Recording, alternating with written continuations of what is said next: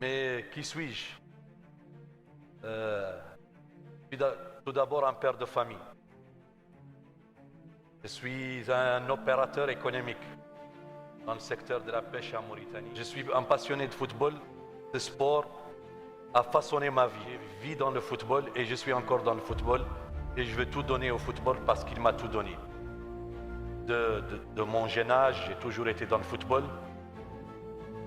Joueur, mais pas un bon joueur comme disent certains de mes amis. J'ai été même supporter, dirigeant, et j'ai été dirigeant de club de quartier pour arriver à créer un club de football qui s'appelle aujourd'hui le FC Nouadhibou. Il est fondé avec des amis. Je me suis présenté aux élections de la Fédération Football. Après avoir été aussi membre du comité exécutif de la Fédération, responsable des équipes nationales. Ensuite, je me suis présenté aux élections de la Fédération en 2011. L'Afrique respire le football. Les supporters, la jeunesse africaine, elle est plus engagée avec le football que n'importe quel autre continent. Donc le football est magique en Afrique. La locomotive, c'est la CAF. Et la CAF doit nous amener à progresser au niveau que mérite le football africain. En concertation avec mes amis, les présidents des fédérations, en concertation avec la famille du football, j'ai décidé de me présenter aux élections de la CAF. L'Afrique, sa situation, ses conditions, ses finances, n'est pas une fatalité. On peut redresser la barre. On doit aussi nous montrer aux dirigeants des autres continents que on peut être des bons dirigeants et on peut amener le football africain à des lendemains meilleurs. Pour moi, un programme, c'est un engagement. Au jour d'aujourd'hui, malheureusement, si on a beaucoup de nos jeunes qui, au péril de leur vie, veulent aller n'importe comment ailleurs, parce que le football en Afrique ne leur permet pas de s'épanouir et de trouver les conditions. C'est très simple, c'est d'aller chercher $1 milliard pour doter les fédérations qui n'ont pas d'infrastructure dignes d'avoir ces prêts avec les bailleurs de fonds, avec évidemment la garantie AAA de la FIFA et aller de l'avant, et avec le soutien de la FIFA que je salue, on peut réaliser cela. Il est très important. Si aujourd'hui la CAF n'arrive pas à vendre ses produits au même niveau que les Asiatiques, que les Européens, que les Sud-Américains, parce qu'en réalité, 70% de nos stades ne sont pas aux normes.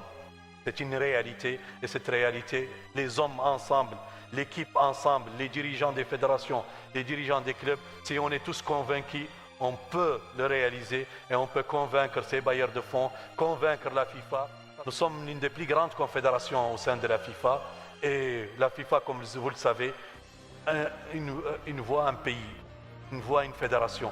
Donc elle n'appartient pas à la France, elle n'appartient pas à la Suisse, comme elle appartient à Djibouti ou comme elle appartient au Congo-Brazzaville. Donc à partir de là, je pense qu'on peut mener à bien ce projet et réaliser ces infrastructures.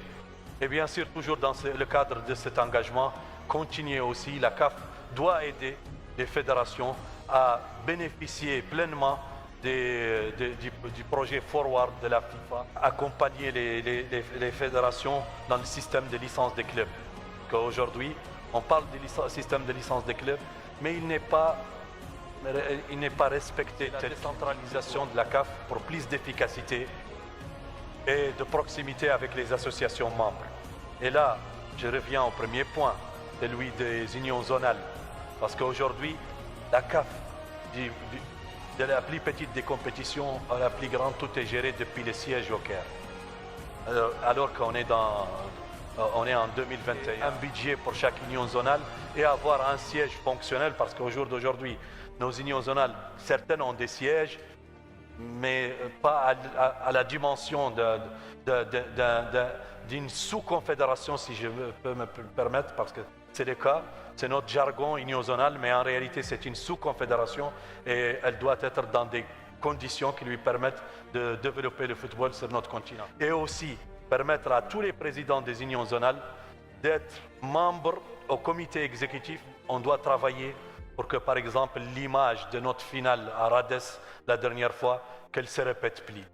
On doit travailler à ce que nos compétitions soient des compétitions dignes de ce nom et que Si je parle de l'image, encore une fois, c'est la responsabilité de la CAF. Ce n'était ni la responsabilité des deux clubs, ni la responsabilité de la fédération organisatrice, c'était parce que l'absence d'IVAR ce jour-là, c'était la responsabilité de la CAF. Donc la CAF doit se structurer, doit s'organiser, tout est lié, c'est une chaîne, c'est-à-dire les infrastructures, la bonne organisation de nos compétitions et la bonne commercialisation de nos compétitions. Ceci dit, je pense que si au niveau des compétitions, on arrive à améliorer les conditions au niveau des infrastructures, on arrive à gérer ces compétitions dans des bonnes conditions, de professionnalisme, de bonne organisation, des procédures nécessaires, je pense qu'on peut, et il faut surtout, je l'ai dit, je le répète, il faut la volonté dans tout ce qu'on fait. La volonté et l'envie de le faire, l'énergie qu'il faut, etc. Et ça, encore une fois, mesdames, messieurs, mes chers amis, je vous le garantis, on compte organiser une Ligue des Champions qui doit répondre aux normes. On ne peut pas parler de compétition sans parler de notre compétition phare, qui est la CAN. La CAN, il y en a qui disent qu'elle doit être décalée à 4 ans, il y en a qui disent qu'elle doit être maintenue à 2 ans. Mon opinion, et celui de mes amis, celui de la famille du football, on n'est pas figé, mais on pense qu'elle doit être maintenue à 2 ans. Parce qu'au jour d'aujourd'hui, l'Afrique a besoin de cette compétition tous les 2 ans. Toujours est-il qu'à l'avenir, si on voit qu'on s'est doté de ces infrastructures, si on voit que c'est nécessaire de voir la périodicité, on est encore une fois, on n'est pas figé. On peut en échanger, on peut en discuter. Il y a un point qui existe dans mon programme. Il y a des pays à qui on ne permet pas de jouer dans les phases de poule directement. Pourquoi? Parce qu'ils sont petits, ils sont faibles. Ça ne se fait pas ailleurs. On a la possibilité de les intégrer directement dans les poules. Nous, la Mauritanie, on en a souffert pendant longtemps. Et peut-être aujourd'hui, on arrive à se qualifier régulièrement en phase de groupe, etc. Mais les autres, ils doivent avoir ce droit. Et on peut faire 9 groupes de 6 équipes et on se retrouve à 54. Et on continue et que tout le monde joue au football. Chaque pays a le droit de jouer au football. Chaque jeune Africain a le droit et on a l'obligation de lui permettre de s'épanouir à travers ce football.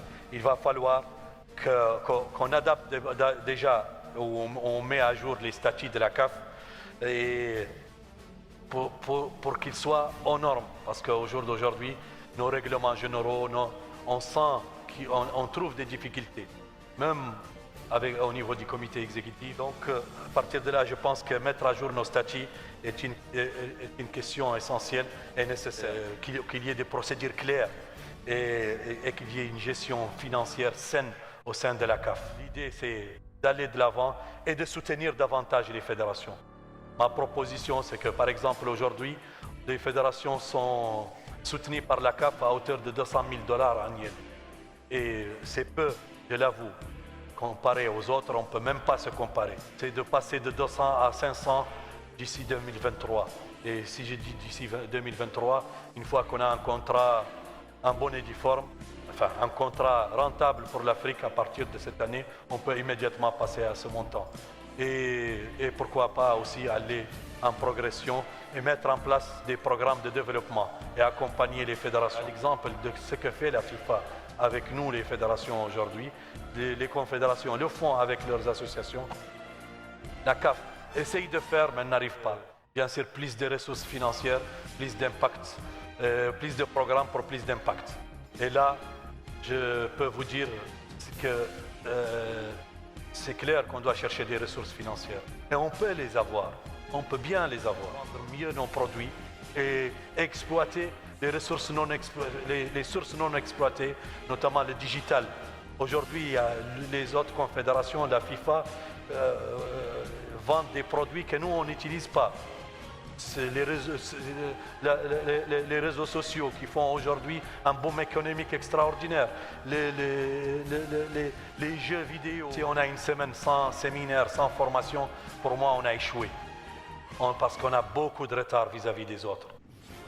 Vis-à-vis des autres, on a beaucoup de retard. Et à partir de là, pour moi, il faut des formations continues au niveau des entraîneurs, au niveau des arbitres, au niveau des éducateurs, à encourager le système des diplômes des entraîneurs. Aujourd'hui, on parle des diplômes d'entraîneurs C, B, A, il y a la nouvelle D, mais il faut aller à la pro.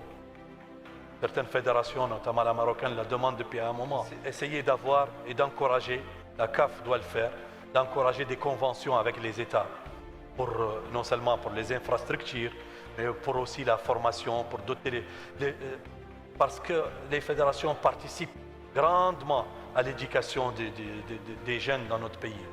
À partir de là, les fédérations, s'ils sont bien organisés, les clubs, etc., c'est un ensemble qui fait que ça emploie beaucoup de monde. Ça emploie, au sein de ma fédération aujourd'hui, on est 147 employés directs. Je parle de direct. Et on peut aller de l'avant et faire en sorte que la CAF soit une institution fiable et une institution qui peut aider les autres associations, qui peut aider le football africain et qui sera la locomotive du football africain pour l'amener à un avenir meilleur. Avant de terminer, je pense aussi, parce que quelqu'un m'a fait un signe, je pense aussi qu'au niveau du football, la famille du football africain mérite un débat, mérite qu'elle comprenne les réalités du football, qu'on expose les projets, que les acteurs du football, les présidents, les fédérations, les clubs, et tout ça, jugent les projets des uns et des autres. À partir de là, en tant que candidat, j'invite les autres candidats pour qui j'ai beaucoup de respect. C'est des amis, c'est des frères.